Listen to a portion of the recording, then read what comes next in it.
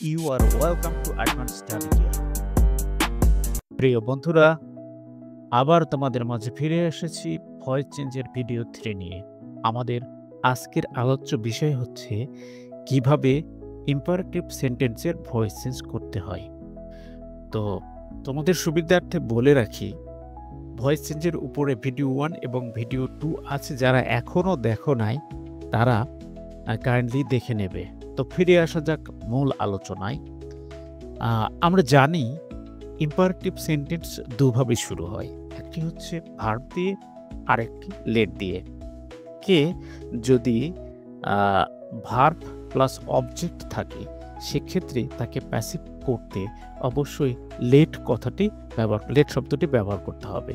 তারপর object B এবং verb 3 দিয়ে প্যাসিভ ভয়েস করতে হবে। আমি আবারও বলছি যে যদি কোনো ভার্ব দিয়ে বাক্য শুরু হয়, অ্যাক্টিভ ভয়েসে যদি দেখো যে ভার্ব দিয়ে শুরু হয়েছে, তাহলে সেটিকে প্যাসিভ করতে অবশ্যই লেট শব্দটি প্রথমে নিতে হবে, তারপর অবজেক্ট, এরপর বি, ভার্ব 3, এবং যদি আরও কিছু থাকে তাহলে সেগুলো উঠিয়ে দিতে হবে। যেমন ডু ইট, এটি ভার্ব দিয়ে শুরু হয়েছে। ডু ইট, এখানে আমি দেখছি এটি ভার্ব দিয়ে শুরু হয়েছে, তাহলে আমি প্রথমেই লেট নেব। লেট, এরপর অবজেক্ট আছে ইট, লেট ইট, এরপর বি এবং ডু এর ভার্ব 3 হচ্ছে ডান, লেট ইট বি ডান। এরপর আরেকটু উদাহরণ আছে, সেটি হচ্ছে open the door. Open the door, তাহলে ওপেন হচ্ছে ভার্ব দিয়ে শুরু হয়েছে, প্রথমে আমি লেট নিয়েছি। এরপর অবজেক্ট হচ্ছে দ্য ডোর, লেটের পর দ্য ডোর, এরপর বি আর ওপেন এর ভার্বটি হচ্ছে opened, let the door be opened. এখন যদি দেখা যায় যে মূল ভার্ব দিয়ে যদি বাক্যটি শুরু হয় এবং ব্যক্তিবাচক অবজেক্ট যদি ভার্বের পরেই থাকে, তাহলে সেম নিয়মে করতে হবে, কিন্তু এই ব্যক্তিবাচক যে অবজেক্ট থাকবে সেটাকে ফর দিয়ে শেষে অ্যাড করে দিতে হবে। যেমন গিভ মি আ পেন, এইখানে গিভের পর মি ব্যবহার করা হয়েছে, এটা হলো ব্যক্তিবাচক অবজেক্ট। এছাড়া আরও থাকতে পারে হিম, দেম, আস, এগুলো। তাহলে গিভ মি আ পেন, তাহলে কি করব, লেট, এরপর আ পেন ব্যবহার করব, লেট আ পেন বি, এরপর ভার্ব 3 হচ্ছে গিভেন, এরপর আমরা ফর দিয়ে এই অবজেক্টিভ শেষে দিয়ে দিই, for me, give me a pen, এটির প্যাসিভ ভয়েস হচ্ছে let a pen be given for me. আবার ইম্পারেটিভ সেন্টেন্সে যদি ডু নট কথাটি প্রথমেই থাকে, তাহলে ডু নটের পর ভার্ব থাকবে এবং শেষে অবজেক্ট থাকবে।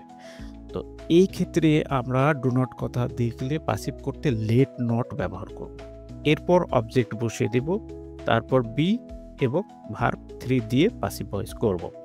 যেমন do not shut the door, do not shut the door, তাহলে আমরা লেট নট নেব, ডু নট থাকলে লেট নট, এরপর দ্য ডোর অবজেক্ট আছে বসিয়ে দিব, লেট নট দ্য ডোর, এরপর বি এবং ভার্ব 3 হচ্ছে শাট, তাহলে শাট, তাহলে let not the door be শাট।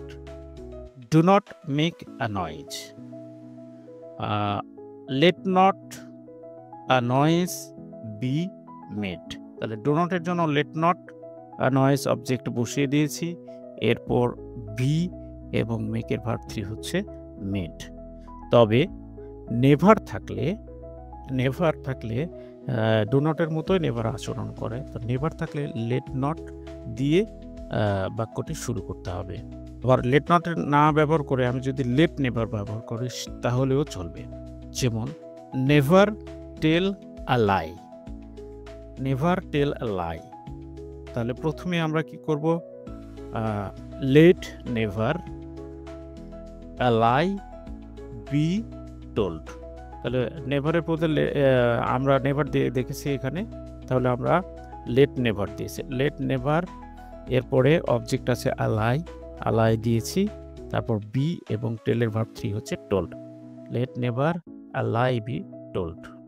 এবার দেখা যাক লেট দ্বারা যদি ইম্পারেটিভ সেন্টেন্সের অ্যাক্টিভ ভয়েস শুরু হয়, তাহলে আমরা অবশ্যই লেটের পরে দেখব যে পার্সোনাল অবজেক্ট আছে এবং তারপর পার্সোনাল অবজেক্টের পরে ভার্ব থাকে এবং অবজেক্ট থাকে, এবং এ জাতীয় অ্যাক্টিভ ভয়েসকে প্যাসিভ করতে গেলে প্রথমে আমরা কি লেট আছে, লেট রাখতেই হবে। এরপর বাকির যে অবজেক্টটি থাকে সেটি বসিয়ে দিতে হবে। তারপর বি, এরপর ভার্ব 3 এবং বাই দিয়ে লেটের পরে যে ব্যক্তিবাচক অবজেক্ট থাকে সেটাকে বসিয়ে দিতে হবে। যেমন let us help the poor. এখানে লেট আছে, তাহলে লেট আছে আমরা লেট রাখবো। লেট দ্য পোর হচ্ছে অবজেক্ট আছে এখানে, এই পোরটাকে আমরা বসিয়ে দিলাম। এরপর বি, হেল্পের ভার্ব 3 হচ্ছে হেল্পড। এরপর বাই এবং লেটের পরের যে ব্যক্তিবাচক অবজেক্ট আছে সেটাকে বসিয়ে দিয়েছি, helped by us. Let me sing a song. Let me sing a song, এইখানে লেট আছে, লেট রেখেছি, আ সং অবজেক্ট এখানে বসিয়ে দিয়েছি। তারপর বি, এরপর ভার্ব 3 হচ্ছে সিং এর ভার্ব 3 সাং, এরপর বাই এবং লেটের পরের যে ব্যক্তিবাচক অবজেক্ট মি আছে সেটা দিয়েছি। এবং এক্সাম্পল 3তে দেখছি let him have a chance.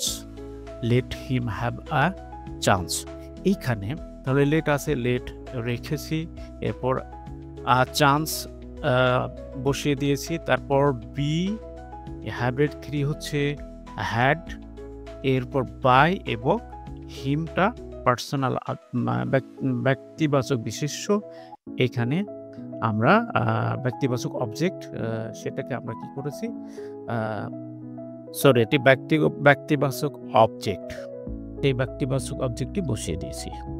তো এভাবেই আমরা ইম্পারেটিভ সেন্টেন্সের ভয়েস চেঞ্জগুলো করব। আজকের যে নিয়মগুলো আলোচনা করেছি সেগুলোর উপরে একটি এক্সারসাইজ আমার Facebook page advance study care Facebook পেজে দেয়া আছে, সেখান থেকে প্র্যাকটিস করে নিতে পারো। প্রিয় বন্ধুরা, আজকে এই ছিল আলোচনার বিষয়। পরের ভিডিওতে আমরা ইন্টারোগেটিভ সেন্টেন্সের ভয়েস চেঞ্জ নিয়ে আলোচনা করব। তো দেখা হবে পরের ভিডিওতে। ভালো থাকবেন সবাই।